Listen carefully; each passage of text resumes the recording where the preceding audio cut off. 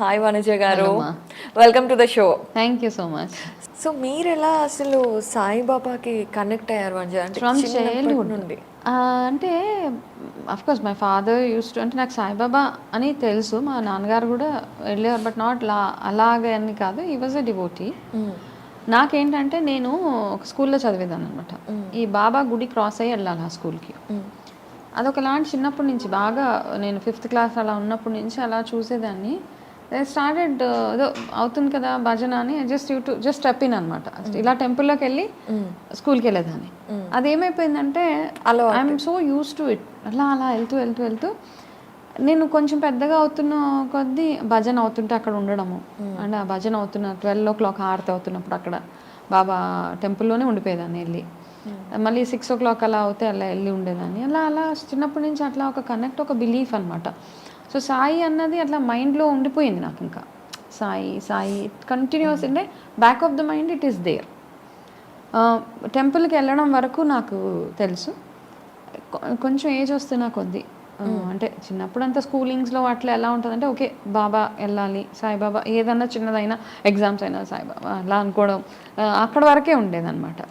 But ఒక age వచ్చిన తర్వాత ఆఫ్టర్ యూనో మ్యారేజ్ అయిపోయి ఇవన్నీ ఓకే, నా లైఫ్లో ఒక 2 పెద్ద పెద్ద ఇన్సిడెంట్స్ అయినాయి, చాలా పెద్దవన్నమాట, టర్నింగ్ పాయింట్స్ అనుకోవచ్చు. వన్ ఐ టైం వచ్చినప్పుడు ఐ విల్ రివీల్.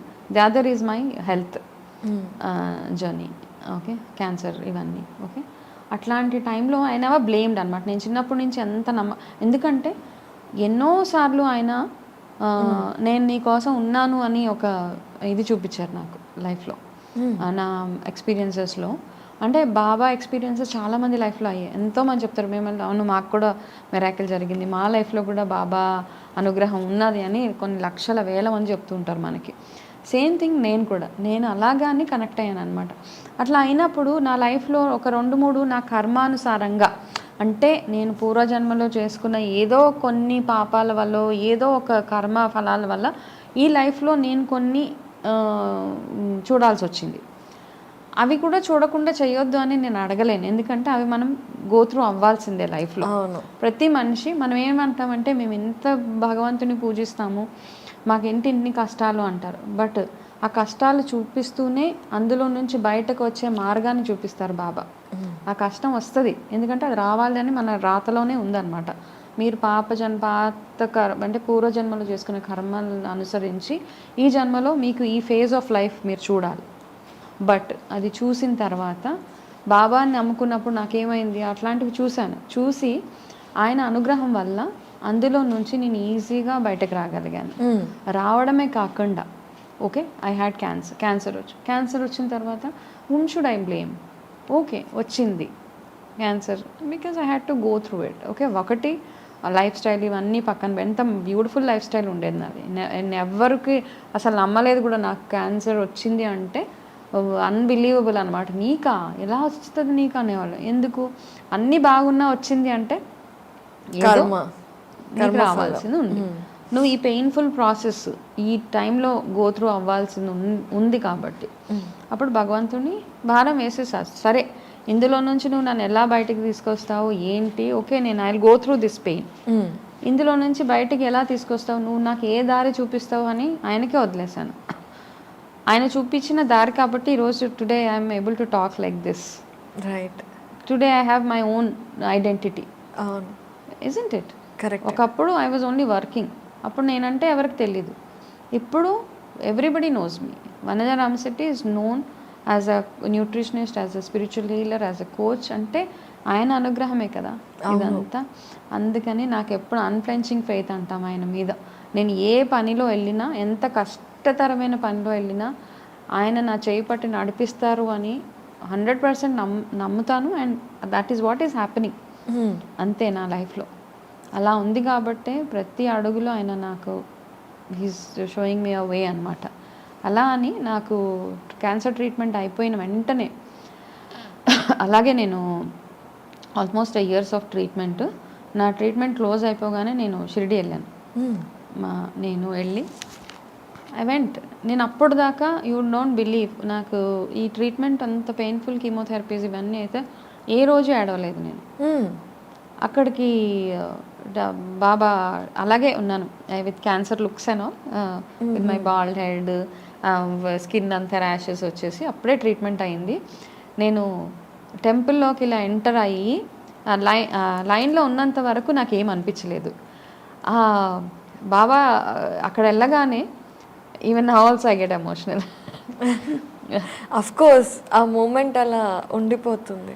అక్కడ వెళ్ళగానే అలా చూడగానే నాకేమనిపించిందంటే మీ అమ్మ మీ నాన్నగారు ఎవరో వచ్చి నేను ఇలా దగ్గరికి తీసుకుంటే నీ బాధనంతా ఎలా అయితే చెప్పేస్తావో అక్కడ ఎంతమంది ఉన్నారో ఎవరున్నారో నాకు సంబంధం లేకుండా ఏడ్చేసాను నేను. ఐ వాజ్ క్వశ్చనింగ్, మనసులోనే అడుగుతున్నాను నన్ను ఎందుకు నన్ను ఇంత పెయిన్ఫుల్ ప్రాసెస్లోకి ఎందుకు తీసుకొచ్చావు, అసలు నాకు ఇంకా దీని తర్వాత ఏంటి. ఓకే ఓకే చాలామందికి వచ్చి ఉంటుంది నా అలాగే, కానీ నా లైఫ్ స్మూత్గా వెళ్ళిపోతుందంటే ఏదో ఒక్కొక్క టైంలో ఒక్కొక్కటి డౌన్ చూపిస్తున్నావు నాకు లైఫ్లో, దీని తర్వాత ఏంటి నా లైఫ్లో అని లిటరల్గా మనసులో అనుకుంటూనే నాకు షెడ్డింగ్ టీయర్స్ అనమాట. అసలు అన్కంట్రోలబుల్గా నాకు ఏడుపు వస్తుంది అక్కడ. అయిపోయిన తర్వాత ఇంకొక బయటకు వచ్చేస్తున్నప్పుడు ఒక క్వశ్చన్, అసలు నాకు తగ్గిందా, అది మెయిన్ కదా, ఇది తగ్గిందా లేదా అనగానే దిస్ ఈజ్ సంథింగ్ యునో. నేను టెంపుల్లోంచి బయటకు రాగానే నాకు వామిటింగ్ అయిపోయింది. అంటే ఎలా అంటే పసరా అలా అంటాం కదా, అలాగ వామిటింగ్ అయిపోయింది. అయిపోయాక I started feeling so light about my entire body. Okay ఒకలాంటి లైట్ ఫీలింగ్ అనమాట. నా ఏడుపు, నా ఎమోషన్, మనసులో ఉన్న ఎమోషన్ ఏడ్చేసాను. హెల్త్ క్వశ్చన్ మార్క్ రాగానే నాకు ఇలాగ అవ్వగానే I felt that's an indication that whatever is there in my body it's all out, the toxin is all out అనిపించి అక్కడి నుంచి వచ్చేసాక I started my journey this way. And today ఏది ఉన్నా it's I think always his hand is on my head, అంతే. Beautiful అండి, అసలు మీరు చెప్తుంటేనే ఆ ఎమోషన్ తెలుస్తుంది అంత ఇది. So that way I felt yes. అంటే ఏంటంటే చాలామంది అంటుంటారు 2 నెలల నుంచి పూజ చేస్తున్నామండి, 3 నెలల నుంచి పూజ చేస్తున్నామండి, బాబాని నేను పలానా ఇయర్ నుంచి పూజ చేస్తున్నానండి, నాకు ఏ రోజు ఏం అవ్వలేదండి. అలా ఏదో అవుతుంది అని మనము నమ్మడం పూజ చేయడం కాదు. నువ్వు ఉన్నావు, నువ్వు చేస్తావు, నువ్వు చూస్తావు, నాకు తెలుసు అని ఆ నమ్మకంతో వెళ్ళిపోవడమే. అలా చేస్తున్నప్పుడు అంటే మనం ఏం చేస్తామంటే పెద్ద పెద్ద ఇన్సిడెంట్స్ అవుతేనే మనకు అది మిరాకిల్ లాగా అనిపిస్తుంది. నీ లైఫ్లో నువ్వు చూసే ప్రతి చిన్న మిరాకిల్ కూడా అది ఆయన ఆశీర్వాదమే అని నేను నమ్ముతాను. ప్రతి చిన్నది, అది ఎంత చిన్నదైనా కానీ, నా జాబ్లో నాకు చిన్న ప్రమోషన్ వచ్చినా, నాకు చిన్న ఇంక్రిమెంట్ ఇచ్చినా నువ్వు ఇచ్చిందే నాకు అది అనిపిస్తుంది నాకు. ఎందుకంటే నేను అంత సరెండర్ అయిపోయాను ఆయనకి. కాబట్టి ఆయన ప్రతి దాంట్లో నేను ఇంట్లో భజన చేస్తాను అంటే మా ఇంటికి భజన చేయడానికి వచ్చిన వాళ్ళందరూ అంటారు ఇది సాయి నిలయం అమ్మ అంటే they also feel that connect in the house అనమాట. అంత పాజిటివ్ వైబ్స్ ఉంటాయి ఇంట్లో, అవన్నీ ఉన్నాయి. సో ఎవ్రీవేర్ ఆయన లేదే నేను లేను అనిపిస్తుంది. ఎన్నో ఇది ఒకటే కదా, ఇది cancer is just one part of it. అంటే అంతకుముందు నా లైఫ్లో జరిగిన ఇన్సిడెంట్స్కి ఏంటి అన్నిటికీ ఆయన నన్ను అందులో నుంచి సేఫ్గా అలా అనమాట మునిగిపోతున్న పడవని ఎలా తీసుకొచ్చి పెడతారంటాం కదా, అట్లా చేశారు. కాబట్టే అందుకనే మనం భగవంతుడు బాబానే కదా, బికాస్ నేను I don't want force my beliefs on anybody. నేను నమ్మాను భగవంతుడు నన్ను. మరి వెంకటేశ్వర స్వామి నమ్ముతారా, అమ్మవారు నమ్ముతారా, ఇట్లాంటి నమ్మకం అంటే నువ్వే నాకు, నిన్ను మించి నన్ను ఎవరు కాపాడలేరు, నువ్వే శరణు అన్నప్పుడు మీరు మీ కర్మలను అనుసరించి ఒక ఫేజ్ ఉంటుంది అనమాట, ఒక 1 year అవి అవ్వాలి. కాకపోతే ఆ టైంలో ఏం చేస్తారు, భగవంతుని మనం నమ్మినప్పుడు మనకి మంచి మంచి వేస్ చూపిస్తూ ఉంటారు, మంచి దారి. మీరు ఇంకా కింద పడిపోకుండా నిలబెడుతూ ఉంటారు అనమాట. కష్టం ఉంటుంది, కాకపోతే కింద పడిపోకుండా అలా నిలబెట్టి అందులో నుంచి ఒక బ్యూటిఫుల్ పాత్లోకి మిమ్మల్ని తీసుకొచ్చేసేదే భగవంతుడు, అంతే. అలాగే బాబాని అలాగే నమ్ముతూ ఉంటాను. ఇంకా ఇంకా ఆయన ఆశీర్వాదం వల్ల I should be able to reach out to lot of people అనిపిస్తుంది నాకు. వండర్ఫుల్. అయితే చాలామంది అడుగుతూ ఉంటారు అనమాట, అసలు సాయిబాబాని పూజించాలి అంటే ఆయనకి నియమాలు ఏమీ ఉండవు, ఏమీ లేవు, just like a friend and guru. Yes. So Sai Charitra చదువుదాము అనుకుంటున్నాము. అసలు సాయి చరిత్రకు సంబంధించి కూడా పెద్దగా నియమాలు ఎక్కడ ఏం చెప్పుండవు కదా, ఎలా చదవాలి అనేది ప్రశ్న ఉంటుంది.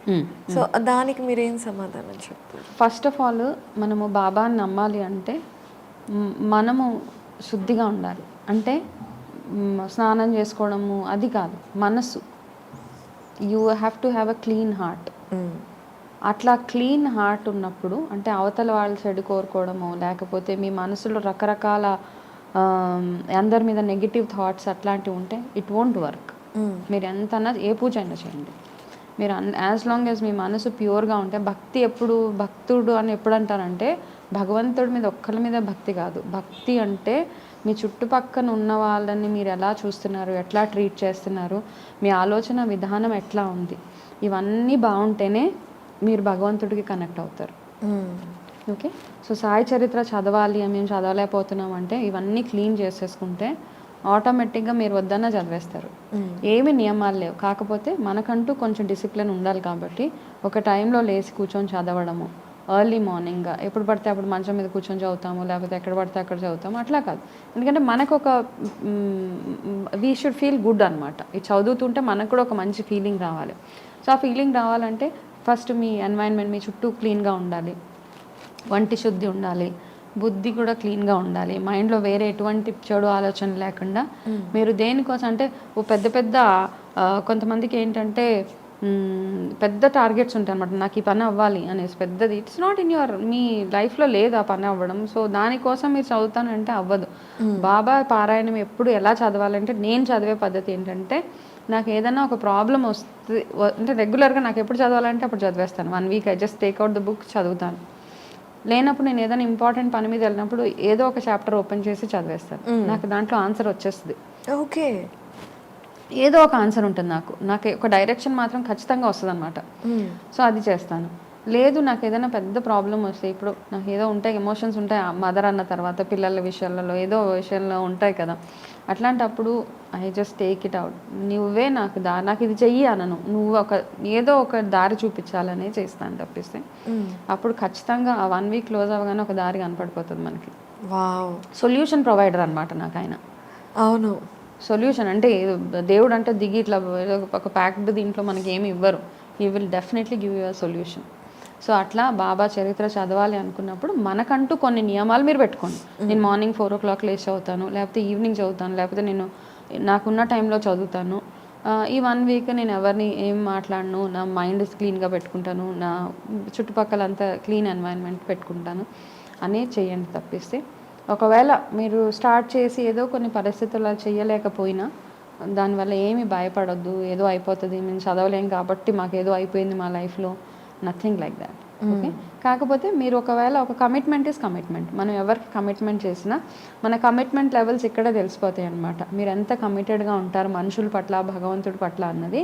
మీరు ఒక 7 days ఈ బుక్ చదవడానికి ఒక కమిట్మెంట్ అని పెట్టుకున్నారు, చదువుతారు. 1 day చదవగానే అమ్మ గంట సేపు స్పెండ్ చేయలేను అన్నప్పుడు మీ మిగతా విషయాలలో కూడా మీ కమిట్మెంట్ అలాగే ఉంటుంది అనమాట. You don't fulfil your commitments. Correct. చాలా ట్రూ ఎగ్జాంపుల్ ఇది, అంతే. రైట్. చాలా. సో మీ వీల్ని బట్టి ఏ టైం సెట్ చేసుకోండి. మెంటల్గా ఫస్ట్ ఫిక్స్ అయిపోవాలి బాబా చరిత్ర చదవాలి అంటే. దీంట్లో ఏమీ లేదు. నేనేం చేస్తానంటే Baba 1 week I will fix a time. ఈ టైంలో నేను చదువుతాను, ఆ టైంలో ఐ విల్ టెల్ ఎవ్రీబడి నన్ను డిస్టర్బ్ చేయకండి ఈ టైంలో. సో నేను ఇది చదువుతున్నాను. 1 week I will be like అంటే ఇంకా బుక్ చదవడం తప్పిస్తే మిగతా ఉపవాసాలు ఉండడం అవన్నీ నేను ఉండలేను కూడా. సో నేను ఉండను. ఆ 1 వీక్ అయిపోయిన తర్వాత బాబా టెంపుల్కి వెళ్తాను, ఏదైనా నాకు తోచింది అక్కడ అందరికీ దానం ఇస్తాను. ఐ డోంట్ గివ్ మనీ, డబ్బులు ఇవ్వను నేను. ఏదైనా తినడానికి ఇస్తే వచ్చి ఎవరైనా కానీ వచ్చి తిని తీసుకెళ్తే దట్స్ అ సాటిస్ఫాక్షన్. అన్నం ఒకటి చాలా అంటారు కాబట్టి మిగతాది ఏది ఇచ్చినా చాలా అంటారు. అన్నం పెట్టినప్పుడే చాలు అమ్మ కడుపు నిండింది ఇంకా వద్దు అంటారు కాబట్టి దట్ ఈస్ అ సాటిస్ఫాక్షన్ అనమాట. అమ్మయ్య వాళ్ళు వద్దని ఎవరికి ఇచ్చాను అనేసి. లాజికలీ చాలా ట్రూ అండి, అది సెన్సిబుల్ గా ఉంది. అందుకని అన్నం పెట్టేస్తే సో ఇట్ ఈస్ హ్యాపీ, వాళ్ళకి హ్యాపీ, బాబాకి ఆయనకి ఇష్టమైన పనులు చేయడం అంటే. This how feel connected with God అనమాట. ఏ భగవంతుడైనా కానీ క్లీన్గా ఉండి కనెక్ట్ అయితే ఏ పనైనా అలా అలా ఆయనే మనకి దారి చూపిస్తారు. అయితే చాలా మందికి పాపం పాపం అని కాదు కానీ అంటే మామూలుగా కూడా కొన్ని ఎంత కష్టపడినా ఏం చేస్తున్నా వాళ్ళకి ఫలితం దొరుకుతూ ఉండదు. They don't know, they don't see a way out అవును టు బీ పీస్ఫుల్. అవును. సో అలాంటి వాళ్ళు సాయి చరిత్ర చదివితే వాళ్ళకి మీరు అన్నారు కదా ఇందాక సాయిబాబా సొల్యూషన్స్ చూపిస్తారు అని, అలాంటి వాళ్ళకి సొల్యూషన్స్ దొరికే అవకాశం ఉంటుందా? మీరు చెప్పారు ఎంతో మంది మీకు మెసేజెస్ చేస్తూ ఉంటారని. ఒక సిచ్యువేషన్ ఏదన్నా చెప్తారా మా కోసం? జస్ట్ చూసే వాళ్ళు కష్టాల్లో ఉన్న వాళ్ళకి ఇది ఒక ఆసరా అవ్వచ్చు. డెఫినెట్గా నాకు చాలామంది వాళ్ళ లైఫ్లో జరిగిన మిరాకిల్స్ ఎలా షేర్ చేస్తూ ఉంటారనమాట. ఆ షేర్ చేసే ప్రాసెస్లో ఒక రీసెంట్ స్టోరీ ఏంటంటే వాళ్ళ లైఫ్లోనే జరిగిందనమాట. ఒక ఆవిడకి ఒకళ్ళు రాశారనమాట మనకి, వాళ్ళ మదర్ సిక్గా ఉన్నారనమాట. వాళ్ళ ఫాదర్ చాలా సిక్ అయిపోయారు. Mother is old. వాళ్ళ అమ్మగారు చాలా అంటే ఇద్దరు ఓల్డ్ పేరెంట్స్, బట్ పిల్లలు వేరే వేరే ప్లేసెస్లో ఉంటారనమాట.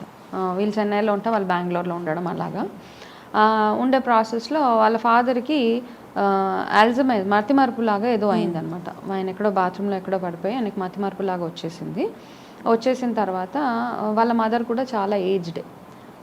సో ఈ డాటర్ ఏం చేసిందంటే వేరే ఊరు నుంచి వాళ్ళ ఫాదర్ని చూడడానికి వచ్చి చూడగానే డాక్టర్ చెప్పారు కొంచెం క్రిటికల్గానే ఉందమ్మా, we have to do a surgery చేసిన ఆయనకి మళ్ళీ నార్మల్గా అవ్వతారని మాకు తెలీదు, ఆయన మతిమరుపు తగ్గుతుందో లేదో మాకైతే తెలియదు అని చెప్పారు. చెప్పిన తర్వాత ఈ అమ్మాయి ఏం చేసిందంటే she's married, she's got her own responsibilities ఉన్నాయి కాబట్టి వాళ్ళ అమ్మకి ఏం చెప్పిందంటే నేను వెళ్తాను, ఎందుకంటే మాకు ఆఫీస్లో లీవ్ అది లేదు, నేను మళ్ళీ వెనక్కి వస్తాను మమ్మీ, సో అప్పటిదాకా నువ్వు చూసుకో అని చెప్పేసి వెళ్ళే దారిలో ఆమె ఒక సాయిబాబా టెంపుల్కి వెళ్ళారనమాట. వాళ్ళు by road Chennai to Bengaluru వేలో ఒక సాయిబాబా టెంపుల్ ఉంటే ఆ అమ్మాయి వాళ్ళ హస్బెండ్ ఇద్దరు కలిసి ఆ బాబా టెంపుల్ వెళ్ళి వాళ్ళ హస్బెండ్ ప్రసాదం ఆ బాబాకి పాలకూర రైస్ అంటే చాలా ఇష్టం అనమాట. ఆ పాలకూర రైస్ని పూజారి అన్నారంటే ఇవి అందరికీ మీరు పంచండి అని చెప్పారు, ఈ పాలకూర రైస్ని ప్రసాదంగా.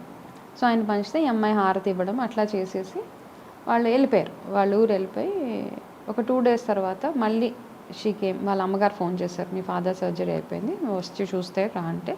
ఒక 2 days తర్వాత వెనక్కి వచ్చిన తర్వాత వాళ్ళ ఫాదర్ని చెక్ చేస్తున్నారనమాట. ఒకవేళ ఆయనకు మతిమరుపు తగ్గిందా లేదా అని చెక్ చేయడానికి మీరు నైట్ ఏం తిన్నారు అని అడిగారు ఆయన. నేను పాలకూర రైస్ తిన్నాను అని చెప్పారంట ఆయన. అంటే అదేంటి అంటే అవును నేను రాత్రి పాలకూర అన్నం తిన్నాను అంటే బాబా హ్యాస్ హీల్డ్ హిమ్ యాక్చువల్లీ. ఈ అమ్మాయి వెళ్ళి అక్కడ ప్రే చేసింది, నేను మా అమ్మ హెల్ప్లెస్ సిచ్యువేషన్లో ఉంది, మా నాన్నగారు అలా ఉన్నారు, ఆయన ఎందులో నుంచి ఎలా బయటకు తీసుకొచ్చేస్తారో మీదే భారం అని చెప్పి అమ్మాయి వెళ్ళిన తర్వాత that's a miracle which shared with us అనమాట. ఆయన చెప్పడం నేను ఈ రైస్ తిన్నాను అంటే దాని తర్వాత ఇంకా చాలా questions he was able to answer పర్ఫెక్ట్గా. ఏం తిన్నారు అన్నదానికి మాత్రం ఈ ఆన్సర్ ఇచ్చారు ఆయన. సో దట్స్ అ మిరాకిల్ కదా, అంటే అక్కడి నుంచి ఇక్కడికి ఆ బ్లెస్సింగ్స్ వచ్చేసాయి. కాబట్టి అలాంటి మిరాకిల్స్ అంటే చాలామంది ఇప్పుడు ఏమంటే ఈ మధ్య చూస్తున్నాం బాబా గురించి ఏదేదో అంటే ఒక్కొక్కరికి ఒక్కొక్క ఒపీనియన్ ఉంది. కొంచెం ఫ్యూ డోంట్ బిలీవ్, నేను బిలీవ్ చేయను అని అనేసి it's okay. If you're not believing okay.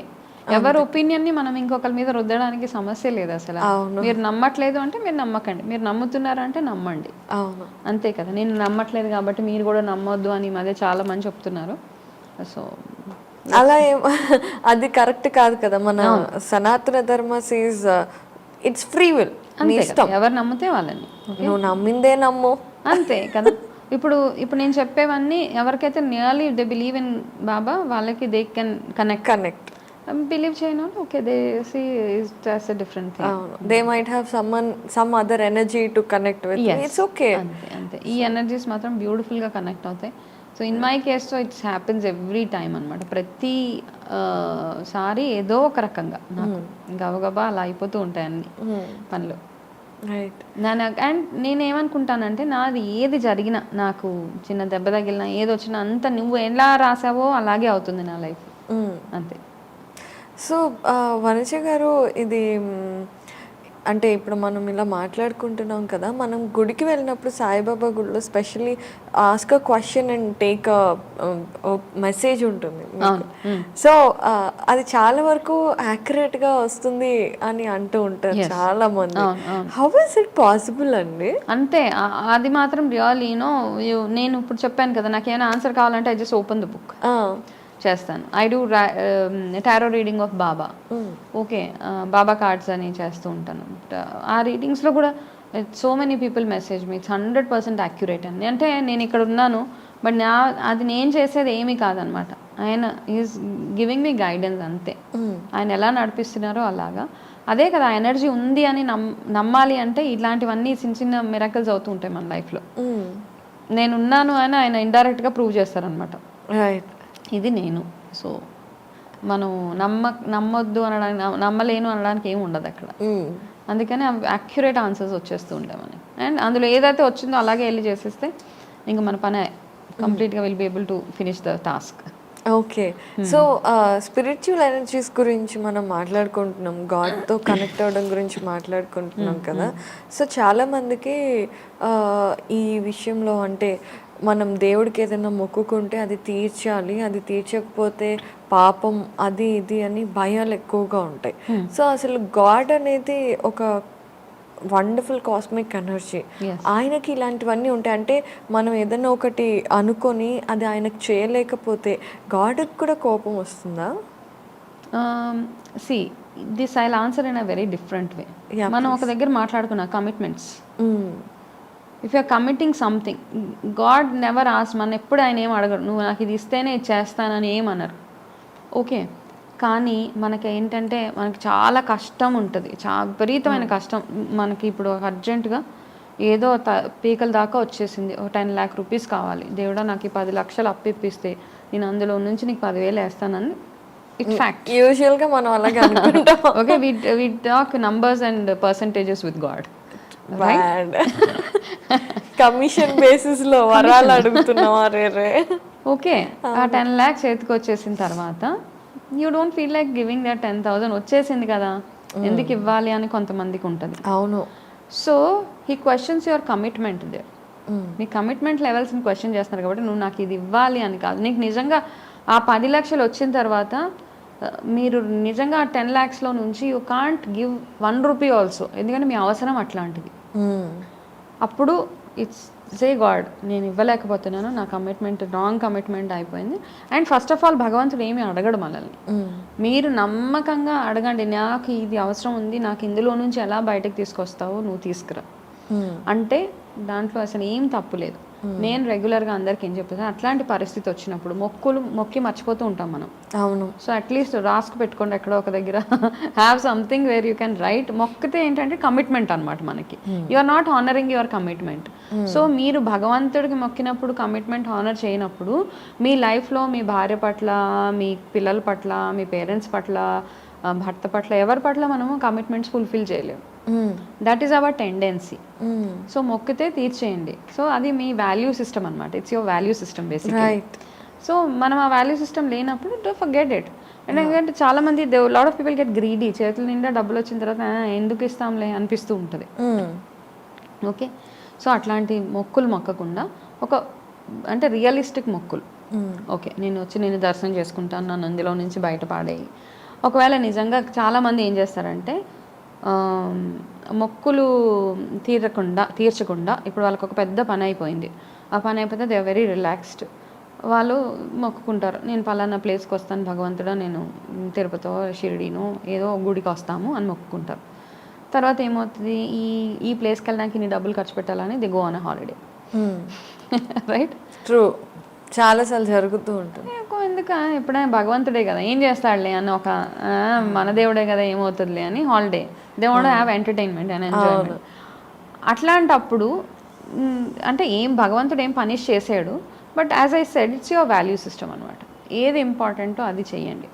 అంతేగాని మొక్కులు ఒకవేళ నిజంగా మర్చిపోతాం మొక్కులు. మనకు ఆ ప్రాబ్లంలో ఏదో మొక్కేస్తూ ఉంటాం, మొక్కులు మొక్కుతాం. ఏ గుడి కనపడితే దారంతా మొక్కేస్తూ ఉంటాం, నీకు ఇది చేస్తాను, నీకు అది చేస్తాను. ఆఫ్టర్ పని అయిపోగానే వి ఫర్గెట్ ఎవ్రీథింగ్. అయ్యో ఏం మొక్కానో, నాకు వస్తాయి కాల్స్, ఏవో అండి నాకు గుర్తు రావట్లేదు ఏం మొక్కాను నేను. So I tell them Ramakota రాసేయండి కూర్చొని, ఆ, శ్రీరామకోట ఏదో ఒకటి కూర్చొని రోజు రాస్తూ ఉండండి, మొక్కులు గుర్తొస్తే వస్తాయి. లేదా అట్లీస్ట్ భగవంతుడు విల్ ప్రొటెక్ట్ యూ ఫ్రమ్, ఈ నాట్ పనిష్. ఫస్ట్ థింగ్ ఏంటంటే ఆయన పనిష్ చేయడు. మీరు ఏదైనా మొక్కి తీర్చుకోలేకపోతే భగవంతుడి ముందుకెళ్ళి నేను ఇది తీర్చుకోలేకపోతున్నాను, నాకు తీర్చుకునేంత శక్తి నాకు ఇవ్వు. తీర్చాలని ఉంది, డిజైర్ ఉంది, intention is good, but I'm not able to do it.